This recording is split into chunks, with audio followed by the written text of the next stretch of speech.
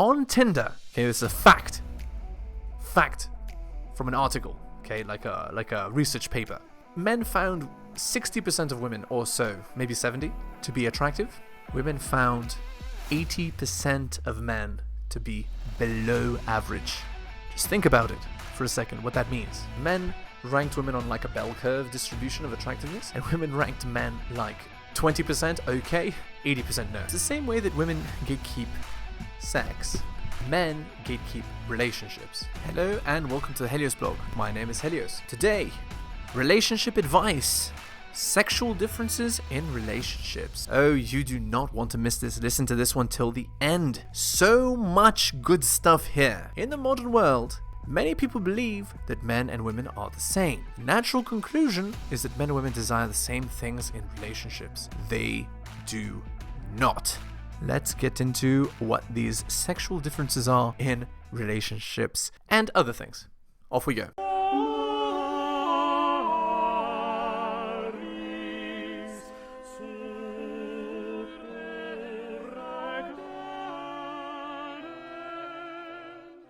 What men need versus what women need. In relationships, men need different things than women. Men need sex. This is a very interesting thing, and I'm sure if you've never experienced this, you'll understand what I'm talking about. Especially when you're a younger man. Your testosterone is really high. You desire an outlet for your sex. And if you don't have an outlet for your sex, you'll find that you kind of go a little bit nuts. Your sex drive kind of distracts you all the time from what you need to be doing. Men need a constant access to sex in order to be balanced so that they can then focus on the mission. Sex is kind of like food for men. They need it regularly or else it's very unpleasant. For women, it's not the same.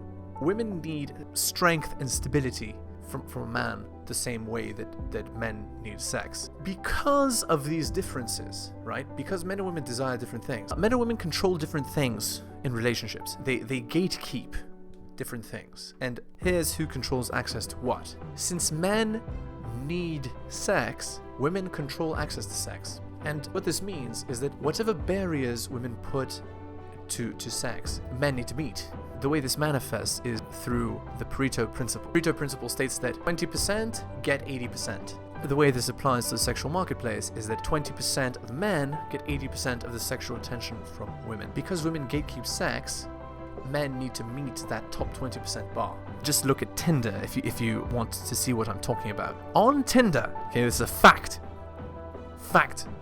from an article, okay, like a research paper. Men found 60% of women or so, maybe 70, to be attractive. Women found 80% of men to be below average.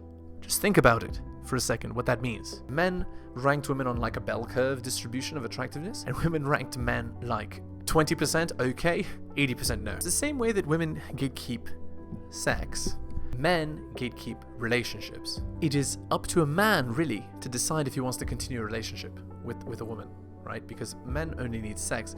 A man could have one friends with benefits or several, not have the relationship aspect at all, and just have regular sex, still be fairly okay. Whereas if a woman is just having regular sex, she's miserable. In fact, women are happier having beta orbiters and basically having a boyfriend that they don't have sex with than being in a friends with benefits arrangement. The onus is on men to do all the work necessary to attain sex, and the onus is on women to do what they need to do to attain relationships. Women need to have a certain standard of behavior and certain qualifications in order to be chosen for a long-term relationship. This leads to the next point, which is who is the prize in a relationship? Since women need relationships and men do not, they just need sex. The prize in relationships is actually the man. And this means that women have to prove themselves worthy of a relationship and not the other way around. Now, here's what's interesting. The modern matriarchy, the gynocentric social order, tries to sell men on the idea that they should be lucky to be in a relationship with a woman, when really what men actually desire is sex. So it's reverse psychology. They're trying to convince men that what they actually want is what women want, which is actually solipsism. Women are in fact lucky to be in relationships and not men. And this reverse psychology has worked for about 2 generations, but men nowadays are waking up to the truth. If a woman is unworthy and acts like a garden tool or eggplant emoji collector, she's not worthy of a relationship. Remember that, men.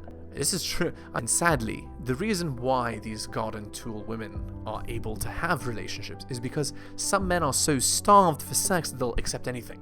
And that's what men need to learn. They need to learn that they have to improve themselves so that they don't have to be in such dire situations to accept any crappy woman.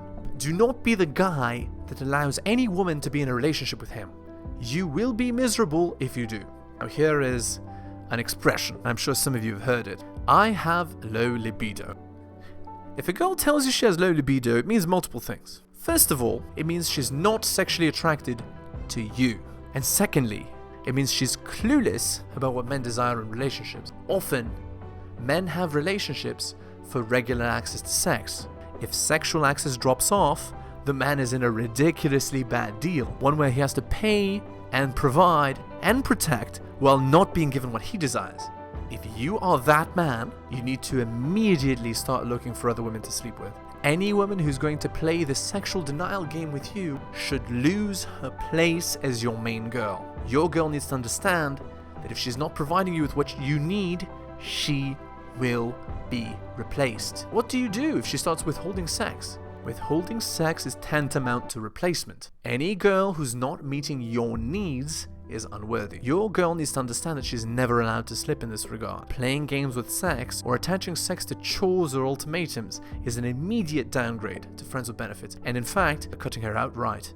No woman who plays games with you is worthy of being in your top spot. And I mean that womanism or the gynocentric social order would try to convince men to accept this sort of treatment as normal or okay, and that it's constantly portrayed in pop culture and all kinds of TV shows. This sort of thing is just ridiculous cultural brainwashing that goes against male nature.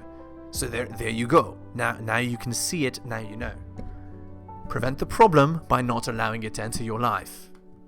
Conclusion. Men and women desire different things in relationships, and this means that men and women have to audition for different things. It is on men to audition for sex. It is on women to audition for relationships. I'm telling you that a woman's audition for you should never end. If she isn't willing to get on your program and follow your rules, she should not be upgraded to a girlfriend. And in fact, you should be willing to downgrade her if your treatment is going down. Keep that in mind. Thank you. Thank you so much for watching my channel. Please remember to do all of the following. Like the video for the algorithm. Comment on the video. I respond to all comments and I'll give you a heart.